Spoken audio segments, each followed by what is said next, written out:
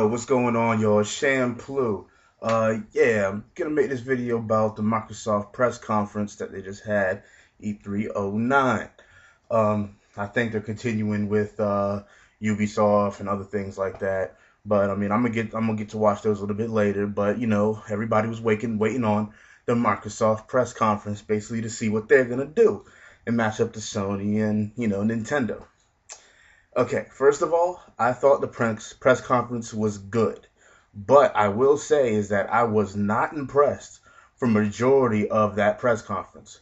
Okay, I got everything pretty much written down here, what they showed in order. First, they started off with the Beatles. Okay, the Beatles Rock Band. Like, Rock Band's a cool game. It's fun for a certain crowd of people. But I mean, that's it. Like, when I saw that, I instantly thought, okay, yeah, they're definitely building up to something big. They have to, opening up with the damn Beatles.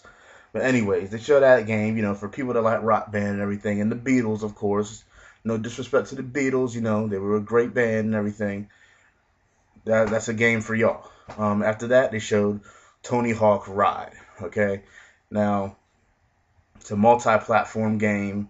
You know, it's Tony Hawk. I mean, it looks pretty sweet because of the board, and they actually showed how you use it and everything. But I'm gonna get to something a little bit later in the video that kind of makes you wonder why the fuck they even brought the damn board out. Um, okay, then they showed Call of Duty Modern Warfare 2. Game looks sick. It looks like it's gonna be a fun game, just like usual. I mean, come on, it's Call of Duty. Call of Duty is a sick game. It's another multi-platform game though, so it's like okay. Then they showed Final Fantasy 13, of course, another multi-platform game. They don't have Versus 13. I mean, Final Fantasy 13 Versus, but they got 13. So I mean, that's cool. I mean, it's whatever. It looks great on the 360, just like I'm pretty sure it'll probably look better on the PS3. I don't know. I know it'll definitely sound better though. Whatever's in the PlayStation always sounds better. Uh, Let me see. And then Epic came up there. When they came up there, I knew they didn't really have anything big to show. They showed their let me see, their live arcade game. It's called a Shadow Complex. I mean, for an arcade game, it looked kind of fun, but I mean, come on, I'm not really worried about that too much. So at that point, I was like, okay, I mean, they're showing us stuff that we already knew about, and come on, Microsoft, give me something. And then after that, they showed Joyride, which is another live arcade game. I was like, okay, you get to use your avatars playing, like, whatever. Could care less. Then they came and showed Crackdown 2. Um, the main reason Crackdown 1 sold as much as it did is because it came with the Halo 3 beta. I mean, they're planning on bringing out a Crackdown 2 when Part 1 really wasn't that good. Now they got Part 2. I mean, there's other games that does what Crackdown does, but better, such as Infamous. I mean, come on, superpowers and shit. They got Prototype coming out. I mean, Crackdown 2 better be a somewhat solid game. I mean, I really just don't know what to expect from it, but it just looked like more of what Crackdown 1 was about, which was really not that great. Then they showed Left 4 Dead 2. A lot of people might be like, oh my god, Left 4 Dead 2, sick. But think about that for a second. Left 4 Dead came out on the 360 last year and the PC. Okay? It's not an exclusive. It's Left 4 Dead 2 is coming out at the end of this year for the 360 and the PC. There was no real DLC for that game at all. There's still no word that they're adding anything to the game at all. So they're going to go ahead and bring out Left 4 Dead 2. Okay, so basically they're going to give you another 4 campaigns that you can play for a whole year. I mean, come on, you're going to get bored as shit. But I will say that I like Left 4 Dead, and I think when it comes out, it's going to be fun, but I fucking hope that Valve has support for their console games. I mean, seriously, if they don't, then it's going to be the same story again with L4D1. It's just going to get old. Alright, next one they showed was Splinter Cell Conviction. I gotta say, that game looked tight. Most likely it's not an exclusive. I mean, Splinter Cell games are usually on the PC and they're usually on the PlayStation 3. when it first comes out, it might just be on the 360, but you can fucking guarantee it's coming to the PS3. One, it's one way or the other. But it definitely looks like a sweet game.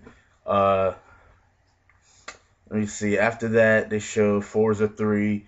I mean, I'm not a huge racing game fan. I love Burnout, but I do give respect to the great sim racing games.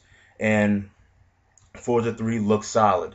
And what that game seems to be promoting a lot is not just the realism and the look of it, but it's the customization of the cars. Like, you can really just go all out on them. Like, as far as making them up and like fucking designing them, like all types of stuff. Like, wow, that shit looks cool. Um, but there is one thing that I picked up on the person that was delivering Forza 3, the developer. I hate it. Like, and this goes through Nintendo, PS3, whatever. I hate it when developers instantly throw out claims. Like, he was like, it's the best looking racing game on any console. It's the definitive racing game. Like, how can you claim that shit? You've never played Gran Turismo 5. You don't know shit about Gran Turismo 5. I mean, Gran Turismo 5 could look leaps and bounds better than Forza, which personally, I think it will. But anyways, like that's just something that I just hate that developers, no matter what console they support, does, and I just kind of hate that without them actually knowing about other games. All right, um, then they showed off, of course, Halo, ODST. I mean, honestly, I just picture Master Chief just jumping into the scene at any time. Like I really do. They're like just Halo. Man, I was looking at it. I was just like, okay, Halo. I mean, they're trying to mix it up so that you're not a fucking Spartan now and shit or whatever. I mean, come on, man. Game looks okay. It might look good to those Halo fans. Then they showed this trailer for this Halo Reach. What the fuck? That's all I gotta say. What the hell is that? Other than that, I mean, come on, another Halo game. Then they showed Alan Wake. Alan Wake.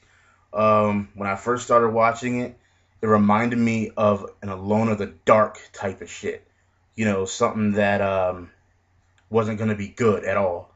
But then as it kept going, I liked how they showed them like put up the light and everything, and all the creatures started dying in a sort of sense. They were like they couldn't be hit by the light and shit like that. But still, I just don't know about that game. I mean, that game looks very fucking shaky. It really does. It looks like it could be good. It doesn't look like it can be great, but it also looks like it can be trash.